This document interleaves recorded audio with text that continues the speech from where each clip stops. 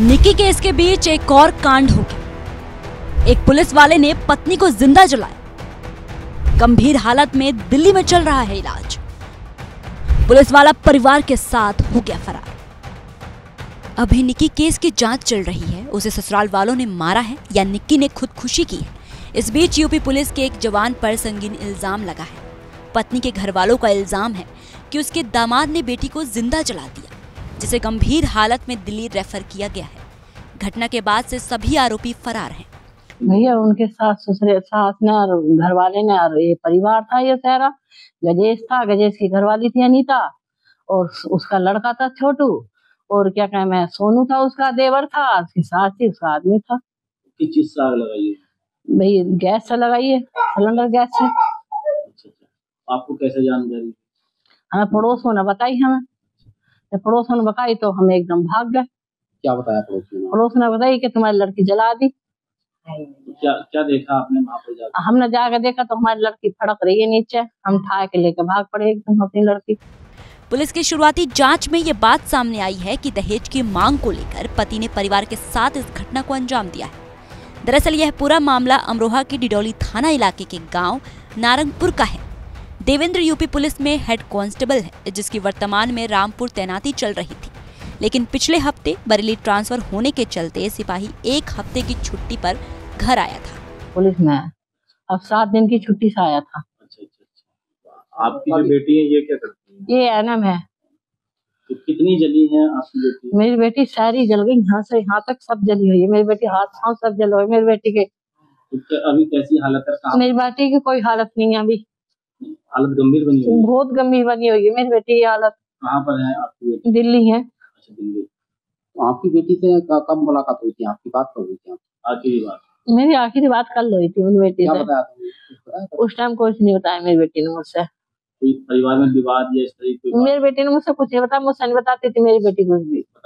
नहीं, कोई बात नहीं बताती मेरी बेटी। घर के राड़ बाड़ की कोई बात नहीं बताती थी। जैसे आज आप लोग गए थे वहाँ उनके पास, तो उन्होंने कुछ बताया आपसे कि क्या बात हुई थी? नहीं, उन्होंने किसी ने हमसे नहीं, भाग गए सब, घर से भाग गए सब। आपकी बेटी ने बताया? हाँ, बेटी ने बताई। मेरी ने क्या बताया?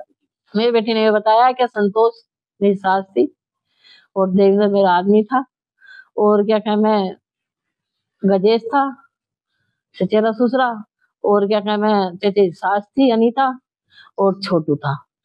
इन्होंने घटना अब से 6 महीने पहले भी करी थी। मेरी लड़की के घर चढ़ गए थे डंडे लेके गजेश और गजेश का लड़का और गजेश की घरवाली।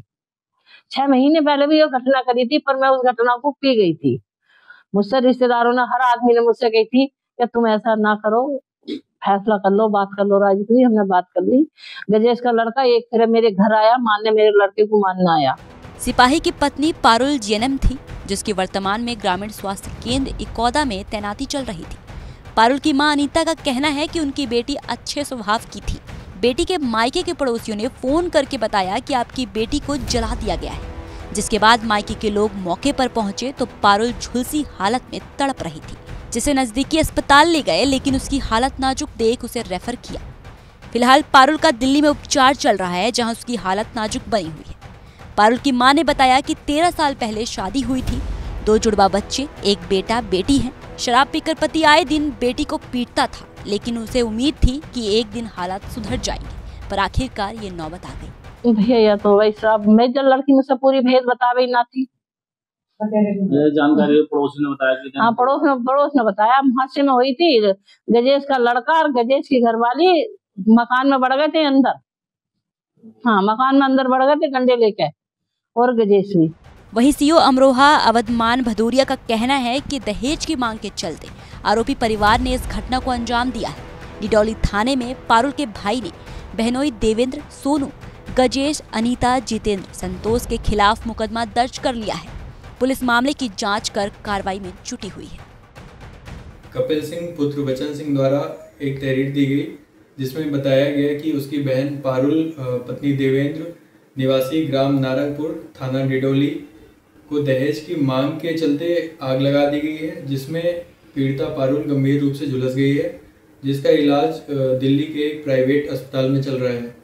परिवारजनों द्वारा प्राप्त तहरीर के आधार पर पति, देवर, सास सहित 6 लोगों के खिलाफ सुसंगत धाराओं में मुकदमा दर्ज कर अग्रिम विधिक कार्रवाई की जा रही है।